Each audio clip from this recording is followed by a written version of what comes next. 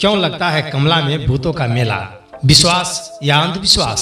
सदियों पुरानी रूढ़िवादी मान्यताएं आज भी समाज की सामाजिक और सांस्कृतिक संरचनाओं में गहरी जड़ें जमाए हुए हैं। ये मान्यताएं कई बार समाज में हिंसा का कारण बनती है, चाहे वह शारीरिक हो या मानसिक। ज्यादातर इसकी शिकार कमजोर, गरीब और अकेली महिलाएं होती है। सांस्कृतिक उत्सव से जुड़े ऐसे अंधविश्वास का एक उदाहरण भूत महोत्सव है, जो नेपाली कार्तिक महीने की पूर्णिमा पर कमला नदी के तट पर होता है। कार्तिक पूर्णिमा की पूर्व संध्या पर हजारों तीर्थयात्री ओझाओं के साथ कमला नदी पर पहुंचते हैं। इस त्योहार के दौरान हजारों तीर्थयात्रियों की ओझाओं पर आस्था दर्शाती है कि लोग अंधविश्वास में कितना विश्वास करते हैं। कमला नदी जो धनुषा और सिराहा जिलों की सीमाओं को अलग करती है, कार्तिक पूर्णिमा के दिन तीर्थयात्रियों से भरी हुई होती है।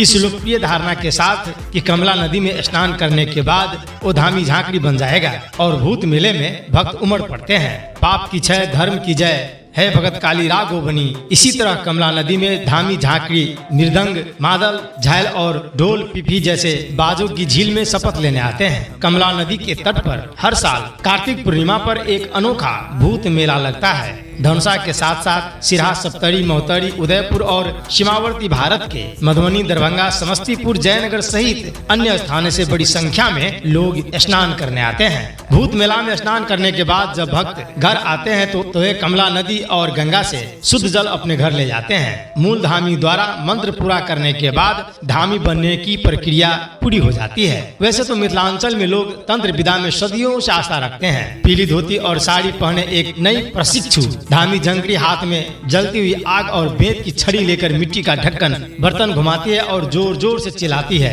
उनका कहना है कि वे अपने पास आए देवता को सिद्ध करने के लिए गंगा में स्नान करने आए हैं। धामी झांकड़ी मादल, करताल, झायल और ढोल पिपी की कर्कश ध्वनि से भय का वातावरण उत्पन्न करती है। स्नान के समय यहाँ के लोग लोक भाषा में गीत भी गाते हैं, जिसे स्थानीय भाषा में महाराई कहा जाता है। स्नान करने के लिए गांव गांव से आए लोग कहते हैं कि देवता को यहाँ लाया जाता है। तराई मधेश में मंत्र सिखाने वाले धामी को भक्ता कहा जाता है। पवित्र नदी कमला गंगा में अपना पहला स्नान करने और धामी झंकड़ी को आशीर्वाद देने के लिए समूहगत रूप में लोगों की उपस्थिति आश्चर्यजनक होता है।